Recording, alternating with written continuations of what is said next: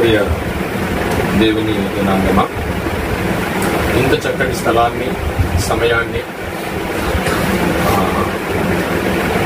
మనకున్న ఆరోగ్యాన్ని, అనుకూలత లేకపోయినా మనలందరినీ ఆయన సన్నిధిలో ఆసీనులు కావడానికి ఆయన ఇచ్చిన ఆధిక్యతకై ఆ దేవాది దేవునికి ముందుగా కృతజ్ఞతాస్తుతులు చెల్లిద్దాం. దేవునికి స్తోత్రం చెప్తాం.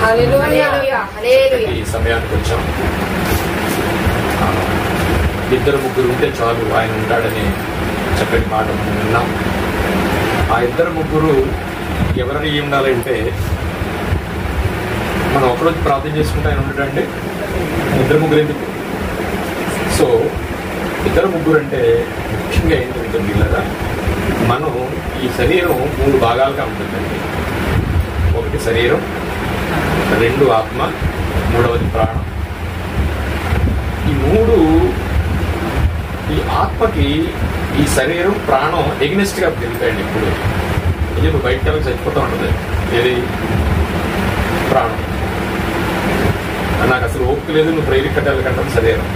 సో ఆత్మ దేవుని పెట్టిన ఆత్మ అంటే జాగ్రత్తగా వెళ్దాం. ఆ ఆత్మకి ఈ 3 ఎప్పుడు కూడా ఈ 2 డామినేట్ చేస్తూ ఉంటాయండి. సో ఇద్దరు ముగ్గురు అనే అర్థం ఎక్కడ వస్తుందంటే, ఈ శరీరం యాక్సెప్ట్ చేయాలి, ప్రాణం యాక్సెప్ట్ చేయాలి. ఈ 2 యాక్సెప్ట్ చేయండి. ఎప్పుడు వాటికి ఫైట్ జరుగుతూనే ఉంటుంది. అందుకే దావీదు గారు 150 కీర్తనలో మొట్టమొదటి పదం ఏంటంటే, 103వ కీర్తనలో మొట్టమొదటి పదం ఏంటంటే, నా ప్రాణమా యెహోవాను. ప్రాణం గురించి ఎందుకు మాట్లాడుతున్నాడు అంటే, ప్రాణం చాలా ఇబ్బంది పెడతా ఉంటుంది. మనం దేవుడిచ్చిన ఆత్మ ఉంది కదా, ఆ ప్రాణమే మనల్ని, ఆ శరీరమే మనల్ని ఇబ్బంది పెడతా ఉంటుంది. ఇద్దరు ముగ్గురు అంటే ముఖ్యమైనది ఏంటంటే, ఇక మన శరీరాన్ని ఎప్పుడు అంతే పౌలు గారు దినదినము నేను బోధిస్తున్నా, నేను భ్రష్టుడని అయిపోతానేమో అని నన్ను నేను నల్లగొట్టుకుంటున్నాను. ఎందుకంటే దీన్ని కంట్రోల్లో ఉంచుకోవాలన్నాడు. దీనికి చాలా కోరికలు ఎక్కువ. దీన్ని కంట్రోల్ చేసుకోవడానికి ఆ దేవుని మనకిచ్చిన ఆత్మ, అది దేవుడిది. ఆ ఆత్మని ఈ 2 డామినేట్ చేసేస్తూ ఉంటాయి. సో ఇద్దరు ముగ్గురు అంటే ఇప్పుడు కూడా మనం వాక్యం వినడానికి ఏం చేయాలంటే, మన శరీరాన్ని, మన ప్రాణాన్ని, నా ప్రాణమా యెహోవాను సన్నిధించు, ఆ ఆలోచనలోకి మనం వెళ్ళి కొన్ని విషయాలు మనం వినడానికి దేవుడు మనకి ఇచ్చిన ఈ అవకాశానికి మరొకసారి దేవునికి కృతజ్ఞతాస్తుతులు చెల్లిస్తూ, అలాగే కూడి వచ్చిన ఈ దేవుని బిడ్డలందరికీ నా హృదయపూర్వక వందనాలు తెలియజేసుకుంటూ, ప్రేమపూర్వకంగా అమ్మగారు అన్నట్టుగా నేనేం పెద్ద పాస్గారిని కాదు, నేనేమి సేవ చేయట్లేదు. ఏదో నిజంగా చెప్పాలంటే ఇలాంటి వారి సహవాసంతో కొన్ని విషయాలు తెలుసుకుని మాట్లాడడం తప్ప నేను సేవ గురించి, దేని గురించి నేను చెప్పే రైట్స్ కూడా నాకు లేవు. దేవుడు నాకు ఇచ్చిన ఏదో ప్రొఫెషన్ దాన్ని బట్టి వెళ్తూ సేవకుల యొక్క సహవాసం ద్వారా కొన్ని మాటలు వివరించడానికి దేవుడు నాకు ఇచ్చిన ఈ అవకాశాన్ని బట్టి దేవునికి కృతజ్ఞతాస్తుతులు చెల్లిద్దాం. మనం చాలా విషయాలు చెప్పుకున్నాం. ప్రియ దేవుని జనాంగమా, ఇప్పుడు దేవుణ్ణి ఎలా అర్థం చేసుకోవాలి? మనం క్రైస్తవులు ఇందులోకి వచ్చాము. ఎక్కడన్నా మనం ఇంకా సెటిల్ అయిపోయామని అనిపిస్తుందా? యాక్చువల్గా మనిషికి అది అనిపించదు కూడానండి. మనిషి సెటిల్ అయిపోయానని అనిపించదు. ఎలా ఉంటాడంటే, బిడ్డ పుట్టిన తర్వాత ఇంకా పుట్టకపోతే ఆ పుట్టిన తర్వాత అని ఆలోచిస్తాడు, పుట్టిన తర్వాత పెరిగిన తర్వాత అని ఆలోచిస్తాడు, పెరిగిన తర్వాత ఇంకోటి ఏదంటే అలా వెళ్ళిపోతాడు. సో మనిషి ఈ భూమి మీద సెటిల్ అవుదాం కదా అని కూర్చుని తిందాం కదా అని మనిషి ఆలోచన ఉంటుంది. కష్టం ఎందుకు పడతాడండి? ఐఏఎస్ ఎందుకు రాస్తాడు? కాస్త సెటిల్ అయిపోదామని. మనం ఎందుకు చదువుకుంటాం? సెటిల్ అయిపోదామని. కానీ ఈ భూమి మీద ఎవ్వరు సెటిల్ అవ్వరండి, దేవుని నమ్ముకున్న బిడ్డలు తప్ప. దేవునికి మహిమ కలుగును కాక. ఎంతో మంది అండి పరిగెడతారండి. ఎందుకు పరిగెడతారంటే, సెటిల్ అయిపోదాం, కూర్చుని తిందాం అని పరిగెడుతూ, ఈ భూమి మీద నాకు తెలిసి యాజ్ మై నాలెడ్జ్ ఏ వ్యక్తి కూడా కూర్చుని తిన్నవాళ్ళు లేడండి. పరిగెడుతూనే ఆ పరుగులోనే చనిపోతాడు. యాపిల్ అధినేత ఓ విషయం రాశాడు, మీకంటే నాకు తెలుసు. ఎందుకంటే నేను ఏదో పరిగెడదాం అనుకున్నాను, ఎక్కడికి వెళ్ళిపోదాం అనుకుని నేను పరిగెడుతూనే పరుగులో చచ్చిపోయాను. సో ఏ వ్యక్తి కూడా, మనం దేవుని పిల్లలైన మనం ఖచ్చితంగా తెలుసుకోవాల్సిన విషయం ఏంటంటే, ఇది సమాజపరంగా అకార్డింగ్ బైబుల్ మనం తెలుసుకోవాల్సింది ఏంటంటే, ఏ వ్యక్తి సెటిల్ అవ్వడండి. ఏ వ్యక్తి కూడా భూమి మీద మనం ఏమనుకుంటామంటే, బాగా ఆస్తిపరుని చూసి, బాగా మంచి సేవకుని చూసి, ఇంకా ఏదో ఉన్నవాడిని చూసి మనం ఏమనుకుంటామంటే, వాళ్ళు సెటిల్ అయిపోయి మనం రావట్లేదు అనుకున్నాం. మనం చాలా బెటర్ అడిగింటే. ఎందుకంటే మీరు చిన్న సెటిల్మెంట్ గురించి చూస్తున్నారు, చిన్న పాస్టర్ గారు కాదు. అతని టార్గెట్ ఎక్కడ ఉందంటే ఎక్కడో ఉంటుంది అనమాట. ఎదురు ఇంకా మన సతీష్ కుమార్ గారికి నిద్ర ఉంటుంది. ఎందుకంటే ఆయన ఆలోచన వేరు, ఆయన ఎక్కడెక్కడో పెట్టేయాలనుకుంటున్నాడు. ఇంకా చూడండి, లిమిట్ లేదు కదా, లేదు లిమిట్ లేదు. ఈ లిమిట్ లేనప్పుడు మీరు ఇంకా నాకు తెలిసి సంఘము అనే దాంట్లో ఉన్నారు, కానీ సంస్థలోకి వెళ్ళలేదు. ఇంకా మీరు సంస్థలోనికి వెళ్ళారనుకోండి, మినిస్ట్రీకి వెళ్ళారనుకోండి, మినిస్ట్రీ లీగల్ రూల్స్కి సంఘము బైబుల్ రూల్స్కి సంబంధం ఉంటుంది. సో మనందరం ఏం చేస్తున్నాం తెలుసునండి, సంఘాన్ని సంస్థగా మారుస్తున్నాం. సంఘానికి ఉన్న రూల్స్ సంస్థ రూల్స్కి ఒక్కడు కూడా కొరిలేట్ అవ్వదండి. ఈ మినిస్ట్రీకి వెళ్ళారనుకోండి, లీగల్ రైట్స్, మనుషులు ఉండాలి, వీళ్ళు ఉండాలి, ఇలా ఉండాలి, కానీ బైబిల్ అలా చెప్పదు. అది సంఘం అనుకోండి, క్రీస్తు మీద బండ మీద కట్టిన సంఘం అనుకోండి, ఆ రూల్స్ సంఘానికి వర్తించు. ఇప్పుడు సంఘాలు ఉన్నాయా, సంస్థలు ఉన్నాయా చెప్పండి? ఒక్క సంఘం కూడా లేదండి. పాయింట్ అర్థమైందా? నేను ఏదైనా కొంచెం మాట్లాడుతుంటే అర్థం చేసుకోవడానికి ట్రై చేయండి. ఒక్క సంఘం లేదండి ఊళ్ళో. అన్ని సంఘాలు కూడా మినిస్టర్ మనకు. నన్ను అడిగితే మీరే సంఘం, మీరు ఇంకా మినిస్టర్ అవ్వలేదు. తర్వాత అయితే నాకు దేవునికి మహిమ కలుగుతుంది. దేవుణ్ణి ఎలా తీసుకోవాలి? దేవుడు అండి ఇప్పుడు మనకి ఇన్ని కష్టాలు పెడుతున్నాడు. ఏంటి ఆయన ఉద్దేశం ఏంటి? ఒకవేళ ఈ ఉద్దేశాల్లోకి మనం వెళితే ప్రతి దాని వెనుక కూడా మన స్వయాపరాధం ఉంటుంది. ప్రతి విషయం వెనుక కూడా అంటే నలుగురు విన్నాం కనుక ఫ్రీగా ఫ్రాంక్గా మాట్లాడేస్తున్నాం కనుక మనకు వచ్చిన ప్రతి దాని వెనుక కూడా ఇంచుమించు మన స్వయాపరాధం. మనం తీసుకునే డిసిషన్ దేవుడిని అడిగి తీసుకున్నావా, అకార్డింగ్ బైబిల్ తీసుకున్నావా, నీ ఆలోచన సరళి అకార్డింగ్ బైబిల్నే నువ్వు తీసుకుని బ్రతుకుతున్నావా, లేదా బైబిల్ ద్వారానే బైబిల్ పట్టుకుని బైబిల్ దాటి నీ ఆలోచనలు ఉన్నాయా, బైబిల్లో ఉన్నాయా? అంటే బైబిల్ దాటి నీ ఆలోచన అంటే ఇట్స్ ఓన్ డిసిషన్. నీ ఓన్ డిసిషన్ ఇప్పుడు నిన్ను పైకి లేకపోవచ్చు, ముందుగా మనకు కనిపించవచ్చు, కానీ తర్వాత బైబిల్ కొరిలేట్ అవ్వదు, బైబిల్ దాటి మనం వెళ్ళిపోతాం. సో ఇవాళ నా అంశం ఏంటంటే అసలు దేవుడు మంచోడు చెడ్డాడు? మంచోడైతే మనకి ఎందుకు కష్టాలు? దేవుడు నమ్ముకున్నాగా. దేవుడు శిక్షిస్తాడా, శిక్షణ ఇస్తాడా? నా శిక్ష వేరు, శిక్షణ వేరు. That is most difference between శిక్ష అండ్ శిక్షణ. వాక్యాన్ని చదువుకుని మన అంశంలో పెడదాం. దేవుడు ఈ చిన్న మాటలు దీవించింది కాక.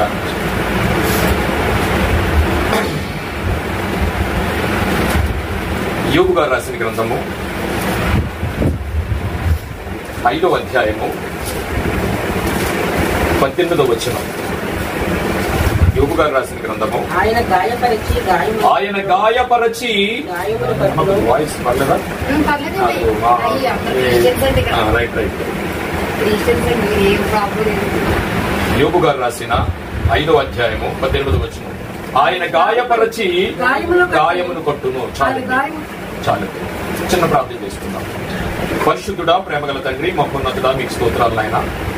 సకల ఆశీర్వాదాలకు కారణభూతుడైన మా కన్న తండ్రి, ఇదిగో నాయన చిన్న మనుషులం ఆయన మీ సన్నిధిలో పిల్లలం, ఒక చిన్న సంఘంగా కూడి ఆయన నీ సన్నిధిలో మేము నీ మాటలను వినిపిస్తుండగా, లేదా నీ సేవ చేస్తుండగా, లేదా నిన్ను ఆరాధిస్తుండగా, నీ సన్నిధిలో నాయన విజ్ఞాపన చేస్తుండగా, ముఖ్యంగా చెప్పాలంటే యాచన చేస్తున్నాం నాయన. ఇవాళ మిమ్మల్ని మీ దగ్గర యాచన చేస్తున్నాం. అలాంటి తరుణంలో తండ్రి, ఇదిగో ఈ విత్తబడిన వాక్యం ద్వారా మా హృదయాలను, మా జీవితాలను వేరుపరుస్తారని నీ మాట వలనే నాయన మేము బ్రతుకుతాం. నీ మాట వలనే మా కాళ్లకు దీపం లాంటి నీ వాక్యం ఆయన. అలాంటి వాక్యాన్ని మీరు మాకు ఇచ్చి ఈరోజు నేను అల్పుడినైన నేను నీ వాక్యాన్ని బోధిస్తుండగా చెబుతున్న మాటలలో నా సొంత ఆలోచన కానీ, సొంత జ్ఞానము కానీ, అతిశయము కానీ లేకుండా కేవలం నీ నోటి బోరగా కొన్ని విషయాలను చెప్పడానికి మీరు కృప చూపండి ఆయన. స్థలము నీది, నీ దాసుడని నేను ఆయన, నీ పిల్లలు వారు ఆయన, సమస్తము నీదే. మీ అధికారము కిందకు వస్తూ ఈ మాటలు ఆయన అద్భుతమైన మా జీవితాలుగా మార్చడానికి మీరు కృప చూపండి. సమాధానాన్ని దయచేయండి, శాంతిని దయచేయండి ఆయన. సమాధానం కావాలనుకునే మనిషి ఈ భూమి మీద ఎవరు కనిపించట్లేదు. ఒకవేళ అలాంటి సమాధానం కావాలంటే దానికి ఆయన ధనంతో కానీ, ఆస్తులతో కానీ సంబంధం లేదు నాయన. ఈరోజు ఈ మధ్యాహ్న కాల సమయంలో అలాంటి సమాధానాన్ని మాకు దయచేసి నడిపిస్తారని ఆయన చెబుతున్న నాకు ముందున నీ పిల్లలకు సమయోచితమైన జ్ఞానాన్ని దయచేసి నడిపిస్తారని ఈ చిన్న ప్రార్థన యేసు వారి ప్రశస్తమైన నామంలో మిక్కిలి వినయంతో బ్రతిమలాడి వేడుకొంచున్నాము తండ్రి, ఆమేన్. ఈ వాక్యాన్ని మనం తీసుకుంటే యోబు గారి చేత దేవుడు రాయించాడు. ఏమంటున్నాడంటే ఆయన గాయపరచి గాయములు కట్టును. ఇదేంటిది?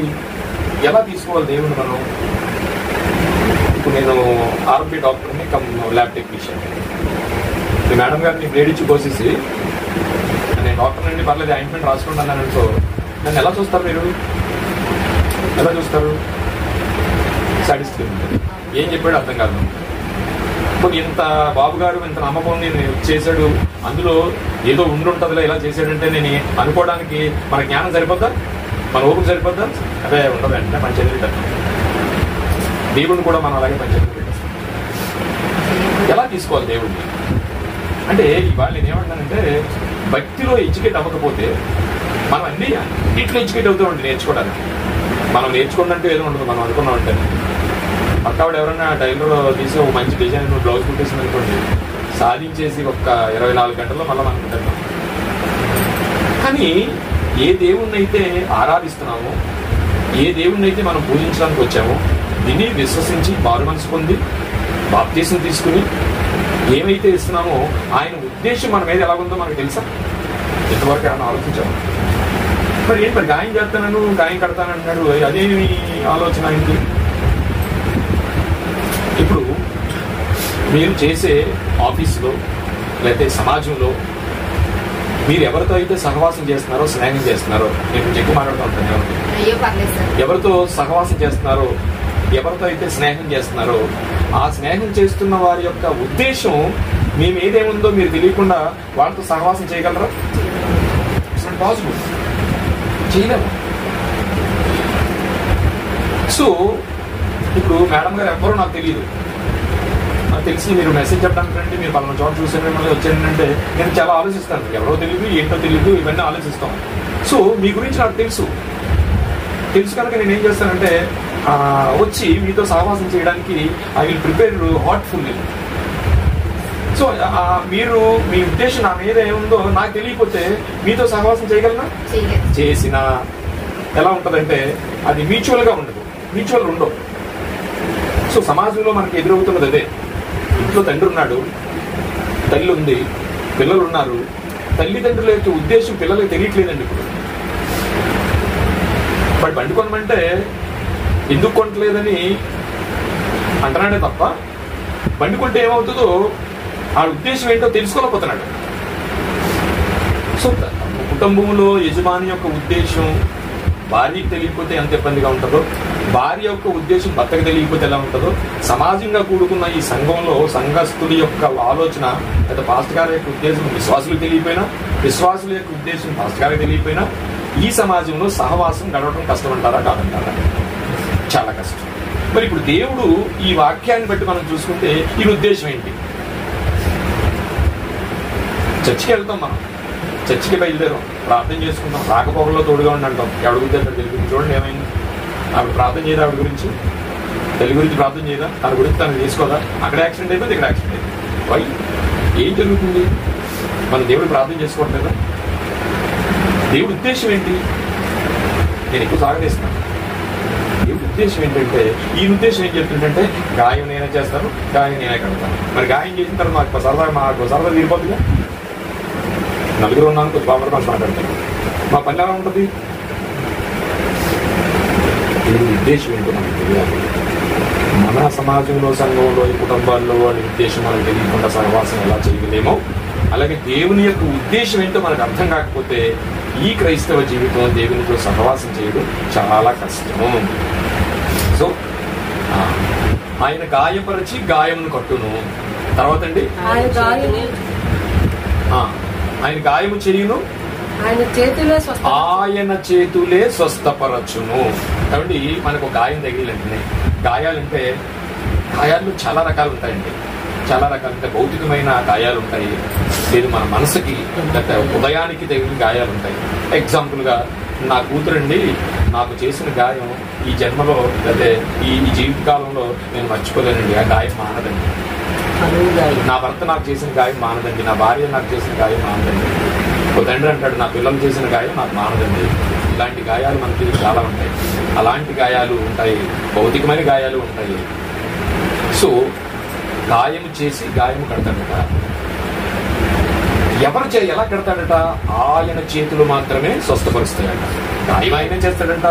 ఆ గాయం కట్టాలి అనుకుంటే ఇట్స్ మై అండర్, నేనే చేస్తాను. మళ్ళా ఆ గాయం కట్టాలి, నా చేతులే. అంటే ఇప్పుడు మనకి అనుకోకుండా ఏదో కీడు సంభవించింది. నేనేదో ఆర్ఎంపీ డాక్టర్ ఏదో నాకు వైద్యం తెలుసు, మేడం గారికి వెంటనే కట్టులు నొప్పి వచ్చింది, చాలా విపరీతంగా వచ్చేస్తుంది. వెంటనే ఏం చేస్తామండి మనం? మీకు తెలిసిన వాడికి ఫోన్ చేస్తారు కదా. ఎప్పుడన్నా మోకరించి దేవుడికి ప్రార్థన చేసిన దాఖలాలు ఉన్నాయా? ఉంటే మంచిది, ఉండాలి. దేవునికి మహిమ కలుగునుగాక.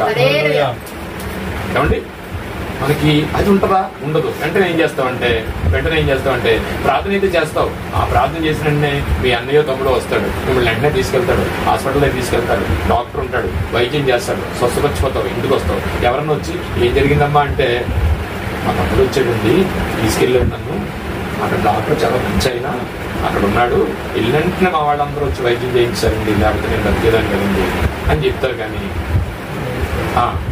నేనేమంటానంటే, నీకు ప్రార్థన చేశావు కదా, నీ తమ్ముడిని పంపించింది ఆయనే, నీకు డాక్టర్ని అక్కడ అరేంజ్ చేసింది ఆయనే, నీకు చక్కటి వైద్యాన్ని పెట్టింది ఆయనే, స్వస్థపరిచి ఇంటికి తీసుకొచ్చింది ఆయనే. నా చేతులు మాత్రమే స్వస్థపరచును. మనమేమనుకుంటాం? అన్నం చేసేది, తమ్ముడు చేసేది, దారి చేసేది, మనకు డాక్టర్ గారు మంచోడు అని ఒప్పుకోవడం. దేవుడి యొక్క ఉద్దేశాన్ని తెలుసుకోవడం ఏంటంటే, మరి గాయాలు ఇలా ఎందుకు పెడుతున్నాడు ఆయన? కొన్ని గాయాలు మనం చేసుకున్నాయి ఉంటాయి, కొన్ని దేవుడే చేస్తానని చెప్తాడు. గాయం చేసేవాడు నేనంటే దేవుడే మనకి ఏం చేస్తాడట? గాయం చేస్తానంటున్నాడు. ఏంటి, ఎందుకు చేస్తాడు గాయం? ఆయన ఉద్దేశం అర్థమైందా? గాయంలో ఉన్న ఉద్దేశం మనకి ఎప్పుడైనా? అదే యోబు గారి చేత ఆయన ఏంటో ఆయన చెప్పుకుంటున్నాడు. చూడండి, యోబు గారు రాసిన 34వ అధ్యాయం 10వ వచనం. ఆయన ఎంత మంచిగా చెప్పుకుంటున్నాడు. మళ్ళా అదే యోబు గారి చేత ఏం రాయించాడంటే, విజ్ఞానము గల మనుషులారా నా మాట ఆలకించుడి. దేవుడు అన్యాయము చేయుట. ఆయనే చేసుకున్నాడు. ఆయనే యోబు గారి చేత ఆయన చెప్పించుకున్నాడు. విజ్ఞానము గల మనుషులారా నా మాట ఆలకించుడి, దేవుడు అన్యాయము చేయుట అసంభవము. మరి ఎందుకు గాయాలు చేస్తున్నావు? ఈ అసంభవం అన్న దేవుడు నువ్వు మాకు ఎందుకు ఈ కష్టాలన్నీ, ఎందుకు గాయాలు చేస్తున్నావు? ఇగో నా పిల్లకి ఎందుకు పెడుతున్నావు? నా భార్యకి ఎందుకు గొడవలు పెడుతున్నావు? ఇవన్నీ ఎందుకు వస్తున్నాయ్యా అంటే, మీ పిల్లాడికి మీరు ఎలాగైతే కావలసినవి, వాడికి కావలసినవి ఇస్తే వాడు పాడైపోతాడని మీకు తెలుసు కదా. అప్పుడు దేవుడు ఏం చేస్తాడు? తండ్రి ఏం చేస్తాడు? ఇప్పుడు అవసరమైతే అప్పుడు ఏం చేస్తాడంటే శిక్షిస్తాడు. ఇప్పుడు ఈ రోజు మన అంశం ఏంటంటే, శ్రమల వెనక సత్యం ఏంటి? మనకు వస్తున్న శ్రమల వెనక సత్యం ఏంటి? లేదా దేవుడు శిక్షిస్తాడా, శిక్షణనిస్తాడా? ఆర్టీసీ బస్ లో రాస్తారు, మీరు ఎప్పుడైనా చూసారా? ఏంటంటే డ్రైవర్ శిక్షణలో ఉన్నాడని ఉంటుంది. చూసారు ఎప్పుడన్నా? లోనేజ్ కొట్టేస్తున్నారన్నా? కాదు, ట్రైనింగ్ లో ఉన్నాడు. It's training. చాలా విషయాలంట మనకు వచ్చాయంట. మనం గమనించవలసింది ఏంటంటే, దేవుని యొక్క ఉద్దేశం తెలుసుకోవాల్సింది ఏంటంటే, ఆయన శిక్షణని ఇస్తున్నాడంట మనకి. ఈ శిక్షణ ఇచ్చేటప్పుడు మనకేంటంటే, అయ్యా నాకే పెట్టాలయ్య అని దేవుడిని వెంటనే పంచాయతీలోకి లాగేస్తాం. ఇంత చేసినా సరే ఇలా చేస్తున్నాడంటే, ఒకవేళ మనం మంచి క్రైస్తవులు అయిపోయి పక్కోడికి చెప్పం, కానీ మన వాళ్ళ మాత్రం ఏంటయ్యా ఇలా చేస్తావు, బాగానే ఉన్నాను కదా, చేస్తున్నాను కదా, వెంటనే మన ఆలోచనకి వెళ్ళిపోతుంది. పక్కోడికి కనిపించేది కాదు క్రైస్తవం అంటే. హృదయేంద్రియములు నిర్మించిన వాడు, హృదయాంతరంగాలు ఎరిగిన వాడు, ఆయన ముందు నువ్వు మంచిగా ఉండాలంటే. దావీదు గారు పాపం చేస్తారు. పాపం చేసి 51వ అధ్యాయంలో ఒక వచనంలో ఆయన ఏమంటాడు తెలిసిన, తండ్రి నీ ఎదుట నేను పాపం చేశాను అంటున్నాడు. అదేంటిది? అక్కడెక్కడో బెచ్చిపేతో చేశాడు, లేకపోతే యూరియన్ చనిపేశాడు కదా. నాతాను వచ్చే వరకు ఈ దేవుడి ఉద్దేశం అంటే అర్థం కాలేదు. ఆ 51 తర్వాత చాలా బాగా అర్థమైంది, నా హృదయానుసారుడు అని అంటాను. వెంటనే పంచీకులు పెట్టిన దేవుడిని అర్థమైంది. అప్పుడు అర్థమైన ఏం చేశాడు? తండ్రి నీ ఎదుట నేను పాపము చేసి ఉన్నాను, నీ ఎదుట నేను పాపం చేసి ఉన్నానంటే. ఇప్పుడు చూడండి, మనం ఆయన ఎదుట పాపం చేస్తున్నాం, కానీ బయట వాళ్ళకి మనం చాలా చక్కగా కనిపిస్తాం. ఇప్పుడు నువ్వు కనబడాల్సింది బయట వాళ్ళకి కాదు. బయట వాళ్ళు ఏం చేస్తారో అవమానిస్తారు మనల్ని. దేవుడికి ఎప్పుడన్నా నువ్వు నీకేదైనా కీడు వచ్చినప్పుడు, లేకపోతే నువ్వు స్వస్థపరిచి వచ్చినప్పుడు వెంటనే అయ్యా ఇది నువ్వు చేసావని ఆలోచన అనుకుంటా. ఉందా? ఉండాలి. విజ్ఞానము గల మనుషులారా నా మాట ఆలకించుడి. దేవుడు అన్యాయం చేయుట అసంభవం చేయుడట. మరి ఎందుకు గాయాలు చేస్తున్నాడని మనం ఆలోచించాలి. ఇంకోటి తెలుసా, రెండో మాట ఏంటంటే సర్వశక్తుడు. ఆయన ఎందుకు ఇంత లోతుగా రాస్తున్నాడు ఏంటండి? ఆయన అంటే ఎదురండి గాయం చేసి గాయం కట్టడమే కాదు, 2 నిమిషాల్లో నేను లేపేస్తాడు. యాక్సిడెంట్ అయిన తర్వాత ప్రాణం పోకుండా కాపాడాడు, కాలు ఒకటి. ఆయన సర్వశక్తుడు, ఏదైనా చేసేయగలడు. ఒకసారి మనం ఆలోచించుకున్నామండి, మనకి చిన్న రైట్స్ ఉంటే చాలు, చిన్న అధికారం ఉంటే చాలు, అవతల ముక్తిగా పెట్టేస్తాం కదా. డౌట్ ఏం లేదు. ఒక చిన్న ఆఫీసులో మనం ఏదైనా ఆఫీసు కింద అపాయింట్ అయిపోయి ఉంటాం సడన్ గా, ఎంతమంది తినేస్తాం మనం. అలాగే కుటుంబంలో, అలాగే ఎక్కడైనా మనకి చిన్న రైట్స్ ఉంటేనే అవతల మనం ఏమి తినేస్తామే, మానసికంగా కానీ ఇంకొకలాగా కానీ. ఈయన ఎలాంటి వాడంట? సర్వశక్తుడు, దుష్కార్యము చేయడట. మరి ఎందుకు గాయం కడుతున్నాడు? ఎందుకు గాయం చేస్తున్నాడు? సర్వశక్తుడు దుష్కార్యము చేయుడు. విజ్ఞానము గల మనుషులారా అన్నాడండి. ఏంటి జ్ఞానము గల మనుషులారా అనొచ్చు కదా. What is the difference between జ్ఞానం అండ్ విజ్ఞానం? చాలా లోతైన పదాలు రెండు. విజ్ఞానం ఏంటి, జ్ఞానం ఏంటి? క్రైస్తవులకు వచ్చిన మనం అందరం అంటే చూడండి జ్ఞానవంతులు అండి, కానీ విజ్ఞానవంతులకు ఇంకా మారలా. బైబిల్ తెలుసు మీకు, వాక్యాలు చెప్పేస్తాను, నేను చెప్పేస్తాను, గోల్డ్ వాక్యాలు చెప్పేస్తాను, ఇప్పుడు నిలబడి చెప్తున్నాను కదా, ఇది పాటించారుగా. నేను ఇది విజ్ఞానము గల మనుషులారా నా మాట ఆలకించుడి. జ్ఞానము విజ్ఞానము. జ్ఞానవంతులని అంటలేదు ఏంటి మనల్ని? అందరికీ జ్ఞానం ఉందండి, నీకుంది నాకుంది. మీకు ఒక ఎగ్జాంపుల్ చెప్పిన, చిన్నపిల్లలు ఉంటారు కదా, అప్పుడప్పుడు జస్ట్ అప్పుడే పైకి లెగిస్తుంది కదా, 1 year లెగిస్తుందండి, 1 year నెలలో లెగిస్తుంది పైకి, లెగిసి నడవడం మొదలెడుతుంది. మన ఏదో హిందూ సాంప్రదాయ ప్రకారంగా పడుకుంటే ఏదో బల్లీలని లెగిస్తేనేమో అప్పడాలని చేసి పంచి పెడతా ఉంటారు పిల్లలకి. అది నడిచినప్పుడు ఏదో బొబ్బట్లు ఏదో చేస్తారనమాట, మా ఇంట్లో చేశారు నేను వంటరాలు. తప్పటి అడుగులు వేసినప్పుడు అడుగులు ఏదో వేస్తూ ఉంటారనమాట. ఆ పిల్ల పైకి లెగిసి తప్పటి అడుగులు వేస్తుంటుంది. ఎంత బ్యాలెన్స్ చేసుకుంటుందండి దానికి తెలుసా? ఎందుకు చేసుకుంటుంది? దానికి జ్ఞానం ఉంది. జ్ఞానం అందరికీ ఉందండి, జ్ఞానం అందరికీ ఉంది. ఇదిగో మన చేతిలో ఉంది జ్ఞానం. ఈ జ్ఞానం బోర్డు తెలుసు మనకి, కానీ జ్ఞానం ఉప్పొంగ చేస్తుందండి. జ్ఞానం ఉప్పొంగ చేస్తుంది, కానీ దీని ప్రకారంగా నడవకపోతే అజ్ఞానం అయిపోతావు, దీని ప్రకారంగా నడితే విజ్ఞానవంతుడు అవుతాం. కానీ మనం జ్ఞానుల కింద ఉండిపోయామేమో. జ్ఞాని తన జ్ఞానాన్ని తెలుసు, జ్ఞానాన్ని పాటించకపోతే అజ్ఞాని. ఒకవేళ జ్ఞానాన్ని చేతితో పట్టుకుని మనం అజ్ఞానులుగా ఉన్నాం తప్ప, జ్ఞానం ఉందనుకుని విజ్ఞానంలోకి వెళ్ళలేకపోతున్నాం. ఆ పాయింట్ అర్థమైందండి? విజ్ఞానము గల మనుషులారా నా మాట ఆలకించుడి. దేవుడు అన్యాయం చేయటం, సర్వశక్తుడు అన్యాయం చేయటం అసంభవం. ఆయన ఏమైనా చేయగలడు. ఆయన ప్రేమ మామూలు ప్రేమ అనుకుంటున్నారండి. ఏమండి, మీ పిల్లాన్ని మీరు ఒక విషయం చెప్పారు, ఒక పని చేయమని చెప్పారు, కొన్ని అంత ఎందుకండి కొన్ని వెళ్ళరారా అన్నారు. అది చాలా తెలివైనడు, వింటాడు కానీ వినబడినట్టు యాక్ట్ చేస్తాడు, రాడు. How it is your feeling? ఎలా ఉంటుంది మీకు? కోపం వస్తుంది. రెండోసారి ఎలా పిలుస్తారండి మీరు? నాన్న అని పిలిచారు కదా ముందు, ఇప్పుడు రెండోసారి ఎలా పిలుస్తారు? ఎరా. మూడోసారి నీ చేతిలో ఏదంటే వెళ్ళిపోతాడు. అంటే దేవుడు ఎంత ప్రేమ, ఆయన ప్రేమ మనకు ఎలా తెలియాలంటే, ఇది చేతికి ఇచ్చి ఇలా బ్రతకరాని ఇంత చెప్తే, ఇది బ్రతకకుండా ఎప్పటి నుంచి బ్రతికేస్తున్నాం మనం ఆయనకి ఇష్టం లేకుండా? కాబట్టి ఎప్పటి నుంచి బ్రతికేస్తున్నాం ఆయనకి ఇష్టం లేకుండా? కొన్ని ఇన్ని ఇచ్చాడు కదా, ఒక్కటన్నా ఆయన ఉద్దేశ ప్రకారంగా చేస్తున్నామా? మీ పిల్లాన్ని 3 నిమిషాల్లో టాలరేట్ అవ్వని మీరు, దేవుడు మనకి చేతికి ఈ పరిశుద్ధ గ్రంథాన్ని లేకపోతే ఈ సర్వసత్యాన్ని మనకు పంపించి కనీసం అలా బ్రతకరాని అంటుంటే ఒక్కటన్నా బ్రతికి చూపిస్తున్నామా? అయినా ఇంకా సర్వశక్తుడిని మించాడు అంటే how it is your life, love, ఎంత ప్రేమ చూడండి. అదే యోబు గారు మాట్లాడుతూ ఎందుకట గాయం చేస్తున్నాడట, ఎందుకు గాయం చేస్తున్నాడట? యోబు గ్రంథము, అదే యోబు గారి చేత రాయిస్తున్న మరో మాటను మనం చూస్తే, యోబు గ్రంథము 33వ అధ్యాయం 19వ వచనం. యోబు గ్రంథము 33వ అధ్యాయము, వ్యాధి చేత చాలా సార్లు మనం వ్యాధి చేత మంచం ఎక్కాం కదండి. మనం దేవుడిని ఏం తిట్టుకుంటామా, ఏమని అనుకుంటాం, పద్యాలు పెట్టేసి ఉంటాం. కానీ ఆయన ఏం చేస్తున్నాడట, వ్యాధి చేత ఒకడు మంచం ఎక్కుట వలనను, ఒకని ఎముకలలో ఎడతగిన నొప్పులు కలుగుట వలనను. దేవుడు కలగజేసేది ఎందుకంటండి? చూడండి, శిక్షణట.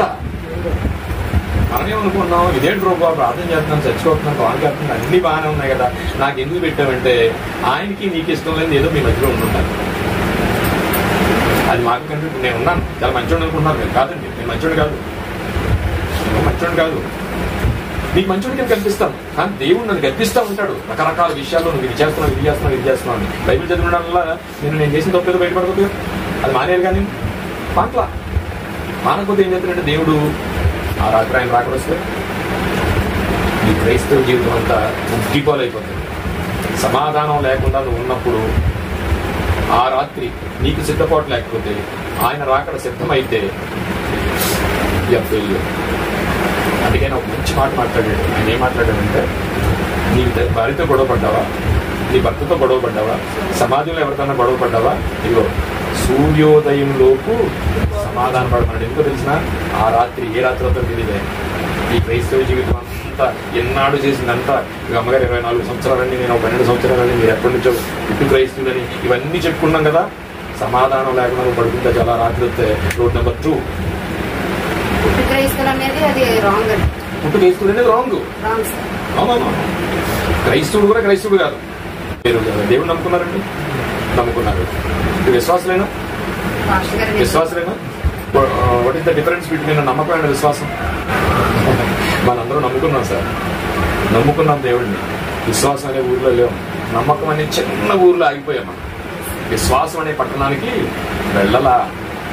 విశ్వాసం ఉంటే అసలు ఇంత ఉండదు, ఇంత అల్లాడిపోం. రాజా వేసేస్తావు లోనా, వేసే ఆయన నుంచి రక్షించుకోగలడు. అఫ్ కోర్స్ రక్షించకపోయినా ఐ డోంట్ బోదర్. ఇది విశ్వాసం. అబ్రాహ్మ గారికి ఎప్పుడు నుంచి తెలిసిన విశ్వాసం? 6వ అధ్యాయంలో మొదలవుతుందేమో ఆయన. కదండి, 6వ అధ్యాయంలో. 12వ అధ్యాయంలో ఇంకా చాలా గొడవ ఉంటుంది, గందరగోళం ఉంటుంది, అలాగ అవుతుంది. 22 అధ్యాయం వచ్చే వరకు ఆయన విశ్వాసంలో లేడు అబ్రాహ్మ గారు. విశ్వాసానికి నమ్మకానికి విశ్వాసానికి ఎంత తేడా ఉందంటే, మన భాషలో చెప్తున్నా, అమెరికాకి అమలాపురానికి అమెరికాకి ఉన్న తేడా ఉందండి. అందరం విశ్వాసం కాదండి, విశ్వాసంలో బతికేస్తాం. విశ్వాసంలో బతికేస్తాం. ఎప్పుడైతే గాయం చేశాడో ఆ గాయం ఆయన చేశాడని అనుకోగలుగుతామా? అనుకోలేకపోతున్నాం. ఆయన ఉద్దేశం ఏంటో పూర్తిగా మనకి అర్థం కాలేదు. ఆయన ఉద్దేశంలోకి వెళ్ళాలంటే ఈ విశ్వాసం మారిపోవాలి. విశ్వాసం మారిపోవాలి. ఆయన ఏమన్నా చూడండి, వ్యాధి చేత మంచమెక్కుట వలనను ఒకని ఎముకలలో ఎడతగిన నొప్పులు కలుగుట వలను వాడు శిక్షణ నందును. దేవుడే కొన్ని శిక్షలు పెడతాడు. ఎందుకంటే ఇదిగో అనాది సంకల్పంలో నిన్ను నిర్ణయించుకుని నువ్వు ఎక్కడ ఆ అపవాదికి దొరికిపోతావేమో అని, ఎక్కడ అపవాదిలో వెళ్ళిపోయి ఆయనకు దొరకకుండా వెళ్ళిపోతావేమో దినమెల్లా ఆయన చేతులు పెట్టి మనం కాచుకుంటూ ఉన్నాడు. అప్పుడప్పుడు మనం వాడికి దొరకకుండా ఏం చేస్తుందంటే, నీ ఆలోచనలన్నీ లోకంలోకి వెళ్ళిపోతుంటే అప్పుడప్పుడు నీకు ఏం చేస్తుందంటే ఇక వ్యాధి చేత మంత్రం ఎక్కిస్తున్నాడంట. ఎముకలలో ఎడతగిన నొప్పులు కలిగించి నీకు శిక్షణ ఇస్తున్నాడంట. ఉండరు కదా, కుర్రాడు ఉంటాడండి, చర్చికి వెళ్ళారంటే నా బండి కొంటే వెళ్తానంటాడు. బండి కొన్న తర్వాత యాక్సిడెంట్ చేస్తాడు, 6 రోజులు మంచం ఎక్కేస్తాడు. అప్పుడు అడుగుతాడు బైబిల్, అమ్మా బైబిల్ తల దగ్గర ఇట్టమ్మా. బైబిల్ తలంపుల దగ్గర ఇట్టుకుంటే కుదరదండి, తలంపుల్లోనికి వెళ్ళాలి. అప్పటి వరకు లేదు. ఎందుకంటే శిక్షణ జరుగుతూ ఉంటాం, మనం చూస్తూ ఉంటాం. సో ఎప్పుడైతే మనకు వచ్చిందో, ఎప్పుడైతే విషయంలోకి మనకి ఏ కీడు సంభవించిందో మనం చేయాల్సింది ఏంటంటే అర్జెంటుగా ఒకరిచ్చి అయ్యా ఈ కీడు ఎందుకు వచ్చిందని ఆయన అడిగితే ఆయన సమాధానం చెప్తాడు. ఆ విశ్వాసంలోకి మనకు వెళ్ళాలి. ఎంతో మంది భక్తులు అయ్యనే పదాన్ని తీసేసుకున్నారు. చెప్తా ఉన్నాడు, చెప్తా ఒక కమిట్మెంట్ మాట్లాడుతుంటాడు. నాకు చాలా డీప్గా అనిపిస్తుంది అది. చెప్తా ఎంత వీరుడు అంటే చాలా పెద్ద వీరుడు. కానీ ఆ వీరుడు మాట్లాడేది ఏంటంటే మిగతా వాళ్ళతో నేను అందరినీ చంపేస్తాను, అప్పుడు నా న్యాయబద్ధం చేస్తారా అనలేదండి. యెహోవా అమాలేకీయులను నాకు అప్పగించిన ఎడల అన్నాడండి. ఏంటది? మామూలు వీరుడు అతను కాదు. ఆ పదం చూడండి ఎలా ఉందో. అంటే దేవుడు లేకుండానే, విశ్వాసం ఏంటి తెలియకుండానే నమ్ముకున్నాం కదా, విశ్వాసం ఉందని బతికేస్తున్నాం. కానీ విశ్వాసుల ఆలోచనలోకి మనం వెళ్ళలేదు. చూడు, ఓకే, ఎందుకు ఆయన ఎలా చేస్తున్నాడంటే శిక్షణ ఇవ్వడానికి ఎందుకు చేస్తున్నాడంటే, ప్రసంగి గ్రంథము 6వ అధ్యాయం 12వ వచనం. నేను ఒక లెసన్ కింద వెళ్తానంటే, ప్రసంగి గ్రంథము 6వ అధ్యాయము 12వ వచనం. నీడవలే తమ దినములన్నీ వ్యర్థముగా గడుపుకుని మనుషుల బ్రతుకునందు ఏడు వారికి క్షేమకరమైనదో ఎవరికి తెలియను, వారు పోయిన తరువాత ఏం సంభవించిన వారికి ఎవరు చెప్పగలరు. ఏమండి, ఈ బాధ అంతా ఏంటంట నువ్వు కోటీశ్వరుడు అయిపోతావా, లేకపోతే నువ్వు సంఘం పెట్టేస్తావా, నువ్వు అది చేసేస్తావా ఇది చేసేస్తావా కాదట. పుట్టిన నువ్వు, క్రైస్తవులకు వచ్చిన నువ్వు, పెరుగుతున్న నువ్వు నా దగ్గరికి రావాలి. ఏదో విధంగా నా దగ్గరికి రావాలి. నువ్వు నా దగ్గరికి రావడానికని ఆయన చూసుకుంటుంటే మనం ఎవరినైనా ఎత్తుకుంటున్నాం. మన ఆలోచనలోకి మనం వెళ్ళిపోతాం. కానీ ఆయన ఉద్దేశం ఏంటి? ఇప్పుడు మీ బిడ్డ గురించి మీరు ఒకలాగా ఆలోచిస్తారు సార్, మీ బిడ్డ ఇంకోలాగా ఆలోచిస్తాడు. మీ ఆలోచన ఏది మీ బిడ్డకూడదు. మీ ఆలోచన మీ బిడ్డకి మీ మీద ఉండదు. ఆయన ఎక్కడో ఆలోచనతో ఉంటాడు. మీ ఆలోచన మాత్రం ఏంటంటే అమెరికా వెళ్ళిన బిడ్డ మళ్ళీ తిరిగి రావాలి. ఎలా రావాలి? మంచోడిగా రావాలి. అక్కడ టాపిక్ నేర్చుకున్నది ఎలా ఉంటుంది? సో మనుషులంట నీడ వల్ల తమ దిమానాలన్నీ గడిపేస్తున్నాం. ఇక్కడ చర్చికి వెళ్తున్నాం, వస్తున్నాం, గడిపేస్తున్నాం. ఆచారం అయిపోయింది, యాత్రికం అయిపోయింది, ఆదివారం శుక్రవారం వెళ్తున్నాం, పాలు చేస్తున్నాం, ఇదే గడుపుతున్నాం మనం. కానీ ఆయన రాకడ ఎప్పుడు వస్తుందో తెలీదు. అది రెడీ? అసలు సిద్ధపాటు ఏమైనా ఉందా? అసలు ఈ ఆలోచన ఏమైనా ఉందా? ఇక్కడ పెద్ద సేవకులు ఉన్నారండి. నాకు ఈ మధ్యకాలంలో బయటకు వెళ్తుంటే సేవకులు మీటింగ్కి వెళ్తుంటే ఎవరు ఖాళీ లేరమ్మా. ఎక్కడ? సంస్థల్లో. నాకు ఇవాళ ఫెలోషిప్ మీటింగ్ ఉందండి. ఏం చేద్దాం వాడికి వెళ్ళి లెక్కలు చూసుకుంటారు, ఏమేం జరిగామన్నది. ఎవరికి లేదండి. సంస్థల కింద మారిపోయి ఏ దైవజనుడిని చూసినా సరే ఆయనకు ఒక సంస్థ ఉంది, ఆయన సెక్రటరీ అయి ఉండాలి, లేదా ప్రెసిడెంట్ అయి ఉంటాడు. ఆ లెక్కల్లో ఉండిపోయారు తప్ప దేవుడి లెక్కలు మర్చిపోయారు. దేవుడి లెక్కలు మర్చిపోయారండి. దేవుడి లెక్క ఏంటి తెలిసినా ఇక నొల్లారా తిరిగిరండి. ఆయన లెక్కది. నువ్వు ఎక్కడ జారిపోతావేనో ఆయన భయం అండి. నేను మెల్ల చేతులు చూస్తున్నాడంటే ఏంటనుకుంటున్నారు. కానీ ఆయన అలా చూస్తున్నాడని మనం ఎప్పుడన్నా ఆలోచించాం? అసలు ఆలోచిస్తున్నామా? ఆయన నా తండ్రి నా గురించి ఎంత ఆలోచిస్తున్నాడు అనే ఆలోచన కొడుకు ఇవ్వడం తండ్రి మీద ఉంటుందా? అలాగే క్రైస్తవుల వైపుకి వచ్చిన మనం తండ్రి మనల్ని ఎంత ప్రొటెక్ట్ చేస్తున్నాడో, ఎంత కాపాడుకుంటున్నాడో, అక్కడికి తీసుకెళ్లాలని ఎంత తాపత్రయపడుతున్నాడో ఈ ఆలోచన ఉందా? కానీ మనకు ఆ ఆలోచన లేదు. దావీదు చూడండి, నా హృదయానుసారుడని ఎందుకనంటే చేసిన తప్పు ఏదో చేసినట్టు అర్థమైపోయింది. నేను అందులో ఒక పదం చూస్తాను, తండ్రి నా పాపము, నేను చేసిన పాపం నా ఎదుటనే ఉన్నది. లోబూచులాడుతున్నాడు, బోవు అంటున్నాడు వచ్చి కనిపిస్తుంది. ఇప్పుడు నాకు నా ఎదుట ఉంది. ఈ లెక్కనే మనం ఎన్ని చేస్తున్నాం చూడండి. ఇప్పుడు తెల్లారు లెక్కితే సమయం వస్తే మాట్లాడుతుంటే వాక్యంలోకి వెళ్తే ఆదాం గారిని అమ్మమ్మ గారిని తిప్పుకుంటూ ఉంటాం. ఎందుకంటే వాళ్ళు పడితే నా కోసం మాకు పరిస్థితి వచ్చేది కదా. మరి మనం ఏం పడలేమో రోజు ఏమండి. వాళ్ళు ఏదైనా లో ఉండేవారండి అండి. ఇంకో ఏదైనా జేబులో ఉంది. ఇప్పుడు ఏదైనా దగ్గరెట్టుకుని తిరుగుతున్నాం. ఆ ఏదైనా వనంలో రోజుకి ఎన్ని పడి తిన్నాం ఆలోచించుకోండి. ఉదయాన్నే లేచి దగ్గరెట్టండి సార్, దగ్గర పెట్టి ఇది దేవుడు ఇది దెయ్యం అనండి. సాయంత్రానికి ఏ తూగు చెప్పండి, ఆ దేవుడు పైకి వెళ్ళిపోతాడు. దెయ్యం ఎందుకు వచ్చాడు? మన దేవుడి పిల్లలా దెయ్యం పిల్లలమ్మా? స్ట్రైక్. మన దేవుడి పిల్లలు దెయ్యం పిల్లలు? దేవుడి పిల్లలు. దేవుడు దెయ్యం అంటే అపవాది. దీనికి జనకుడాడు. మరి మనం ఆడుతున్నావా? ఆడితే ఆడపిల్లలమే. ఇప్పుడు వాళ్ళ నుంచి మనం ఏం చేసుకుంటే దెయ్యం పిల్లలా కాకుండా దేవుడి పిల్లలా ఉంటారు. ఇందులో మొహం ఏం లేదు. వాక్యం నేను చెప్పట్లా. స్ట్రైట్ ఏదేదో చెప్పుకుని పోవడం కాదు. స్ట్రైట్ గా మనం ఏం చేసామని డైరెక్ట్గా వెళ్ళిపోదాం. అందులో వాట్ ఈజ్ అవర్ పొజిషన్? ఎక్కడ ఉన్నాం మనం? విశ్వాసమా? నమ్ముకున్నామా? క్రైస్తవులమా? క్రైస్తవులు నమ్ముకున్నాం, విశ్వాసులు. ఈ మూడింటికి క్యాటర్స్ ఉన్నాయి. నా సబ్జెక్ట్ మారిపోతుంది. కానీ విశ్వాసం అనే దాని గురించి ఇప్పుడు మరియమ్మ గారు ఉన్నారండి. మరియమ్మ గారు దేవుడు ఎందుకు ఎన్నుకున్నాడు అనుకున్నారు? మరియమ్మ గారిని ఏదో తీసేసుకుని ఆ కార్పెంటర్ గారు భార్య చేసేసారని అనుకుంటున్నాం మనం. మరియమ్మ గారు దేవుడిని ఎందుకు ఎన్నుకున్నాడు అంటే ఆవిడ యొక్క విశ్వాసాన్ని మీకు ఒక ఎగ్జాంపుల్గా చెప్తే నేను ఏదో చెప్పాలనుకున్నాను.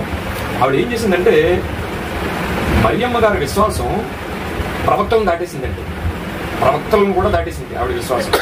మరియమ్మ గారి విశ్వాసం యాజకులను దాటేసిందండి. దాటేసింది ఆవిడ విశ్వాసం. మామూలు విశ్వాసంగా దేవుడు ఆవిడని ఎన్నుకున్నాడు అంటే, ఒక స్త్రీని దేవుడు ఎన్నుకున్నాడు అంటే మామూలు విషయం కాదండి. ఏదో మరియమ్మ గారు పలానా వాళ్ళు పేదల్లా ఆ కార్పెంటర్ గారి భార్య అనుకోవడానికి లేదు. ఎందుకు ఎన్నుకున్నాడంటే ఆమెకు ప్రధానం జరిగింది. ప్రధానం జరిగిన వెంటనే ఆ ప్రధానం సంవత్సరం తర్వాత పరిస్థితి ఎలా ఉంటుంది తెలిసింది? సోవా బతుక ప్రధానం తర్వాత మనకి ప్రధానం జరిగితే అక్కడి నుంచి స్టార్ట్ అవుతుంది మన ఎంజాయ్. కానీ అక్కడ ప్రధానం అలా కాదండి, వ్యక్తి మీద సామండి. తేడా వచ్చిందో రాడిచ్చి కూడా చంపేస్తారండి. తేడా వస్తే రాడిచ్చి కూడా చంపేస్తారు. అలాంటి టైంలో చక్కటి కళలు కంటుంది పాపం యవనస్తురాలు. దోత వచ్చింది, దయాపాత్రాల, ఓకే చాలా బాగుంది, నీకు శుభం, చాలా సంతోషం, దేవుడు నీ మీద దయ చూపాడు, ఇది బాగుంది, సో యూఆర్ ప్రెగ్నెంట్. ఏంటది? ఆవిడ ఏం చెప్పాలి చెప్పండి? అదేంటి నాకు ప్రధానమైంది కదా, ఒకవేళ నాకు ప్రెగ్నెన్సీ అయితే, నేను గర్భిణీ కానీ వస్తే నన్ను వెంటనే అకార్డింగ్ బైబిల్, అకార్డింగ్ యూదా ప్రకారంగా నన్ను రాళ్ళించుకొని చంపేస్తారుగా. ఇది ఖచ్చితం, ఇప్పుడు ఏ డౌట్ లేదండి, చంపేస్తారు. సో ఈ టాపిక్ ఏం మాట్లాడలే ఆవిడే. నాకు ప్రెగ్నెన్సీ వస్తుందా, నేను పురుషుని ఎరిగిన దాన్ని, హౌ ఇట్ ఈస్ పాసిబుల్ అని ఆశ్చర్యపోతుందండి ఆవిడ. ఇది నాకెలాగా ప్రభువా, వస్తే మామూలుగా ఉంటుంది కదా నా పరిస్థితి అంట్లా. మీరు చూడండి, జాగ్రత్తగా ఆలోచించండి. అంట్లా అవునా, ఇంత అద్భుతమా, నాకు ప్రెగ్నెన్సీ వస్తుందా పురుషుని ఎరగకుండా, అయ్యి బాబాయ్ అంటుంది ఆవిడ. That is faith. ఎందుకంటే వచ్చింది దేవదూత, పంపించింది దేవుడు, ఇట్స్ క్లియర్. ఇది జరిగింది, ఇది చెప్పింది అంటే జరుగుద్ది. చచ్చిపోతానా, చంపేస్తారా తర్వాత విషయం. It is faith. But it the difference between నమ్మకం అండ్ విశ్వాసం అంటే అది విశ్వాసం. ఈమె ఫెయిత్లో యాజకులు దాటేసిందండి. మరియమ్మ గారు బావగారు ఎవరండి? నేను మామూలుగా అడుగుతున్నాను. ఈ పదాలు అందరూ వాడడం, ఇలా అడగడానికి కన్ఫ్యూజ్ అవుతారు. మరియమ్మ గారు బావగారు ఎవరు? పోనీ అక్కగారు ఎవరు? ఎలిజబెత్ కదా. ఎలిజబెత్ వాళ్ళ ఆయన ఎవరు? జకరయ్య. కొత్త నిబంధనకి దగ్గరలో జకరయ్య గారు యాజకుడు. యాజకత్వం చేస్తుండగా ఒక దూత వచ్చి, ఆయన కూడా పిల్లలు లేరు అప్పుడు, యేసుప్రభువు ఇంకా పుట్టకపోతే యాజకుడు వచ్చి, దూత వచ్చింది. దూత వస్తే దేవుడు పంపించడం తెలుసు యాజకుడు అతను, ఎన్నో విషయాలు దేవుడి విషయం తెలుసుంటాయి. దూత వచ్చి ఏమన్నదంటే, జకరయ్య నీకు సంతానం కలుగుతాయా? నేనేమనాలండి? వెంటనే వచ్చిన దూత, పంపించిన దేవుడు, ఇట్స్ క్లియర్. అదే నాకెలా వస్తుంది, నాకేదైనా చిన్న చూసక్రియ చూపించాడు. వెంటనే నోరు పెడుతుంది జకరయ్య గారు. నోరు లేదండి. యోహాన్ గారు పుట్టే వరకు, అంటే బాప్తిసం ఇచ్చి యోహాన్ గారు పుట్టే వరకు ఈయనకి నోరు లేదండి, తెలుసు కదండి. నోరు పడిపోయింది. ఇప్పుడు చూడండి, అదే ప్రాణాల మీద సంతానం కలుగుతుందంటే చూసక్రియ చూపించమన్నాడు. ప్రాణం పోద్దంటే ఇప్పుడు ఏమంది? అసలు ప్రాణం పోద్దని దాని గురించి ఆలోచించలేదు. ఇప్పుడు యాజకుని దాటేలా వాడు విశ్వాసం. రోషం కలిగిన ప్రోఫెట్ ఎవరండి మనకి బైబిల్లో? రోషం కలిగిన ప్రవక్త ఏలియా గారు ఏం చేసింది? యెజబెల్ చంపేస్తుంటే ఏం చేయండి? నేను సేవమానేస్తాను అన్నాడు. మన భాషలో మాట్లాడుతున్నాను. బాబు నాకు ఇది వద్దు, సేవమానేస్తాను, అప్పుడు చంపేస్తాను అన్నది. నేను చేయనంటే అప్పుడు దేవుడు ఎవరైనా తెలుస్తున్నా, ఏలియా నువ్వు వెళ్ళిపోయా, నా దగ్గర 700 మంది ఉన్నారు నీలంటాడు. దేవుడికి అలాగే ఉండదండి, దేవుడికి అలా ఉండదు. సో ఇప్పుడు చంపేస్తాను అంటే రోషము కలిగిన ఏలియా గారు సేవ మానేస్తారు బాబు అనుకుని దేవుడి దగ్గరికి వచ్చి పోతే, అప్పుడు ఎక్కడికో పోరా అని చెప్పేసేసి ఏదో కాకిచేత పంపించాడు. ఇప్పుడు చూడండి మరియమ్మ గారు విశ్వాసం ఎలా ఉందో. ఆ విశ్వాసమే నిన్ను బ్రతికించేస్తుంది. దేవుడు ఉన్నాడు, ఆయన చేస్తాడు. ఒకవేళ వీళ్ళందరితో అవమానం పడుతున్నానా, అందరిలాగా నేను లేనా, అయినా సరే నన్ను రక్షిస్తాడు అని దేవుడు ఆలోచన ఏంటంటే, ఒకడు మంచం ఎక్కుట వలనను ఎముకలలో ఎడతగిన వలన ఆయన శిక్షణ ఇస్తున్నాడట. శిక్ష కాదటండి, ఆ శిక్షలో నీడవలే, ఎందుకట నీడవలే తమ దినములన్నీ వ్యర్థముగా గడుపుకుని మనుషులు బ్రతుకునందు ఏది వారికి క్షేమకరం అర్థం కావట్లేదటండి. ఈ లోకాన్ని చూసి, ఈ రంగుల వలయం చూసి, ఈ సుఖాలు సుఖంలో కొట్టుకుంటా పోతున్నాడు మనిషి. ఆయన ఏ ఉద్దేశంతో నేను ఇక్కడికి పంపించాడో, ఎక్కడికి వెళ్ళాలో, ఇది మానవ జాతి మర్చిపోయిందండి. మానవ జాతి మర్చిపోయి ఈ లోకంలో ఉన్న సుఖాలే ఈ సుడిగుండంలో పడిపోయి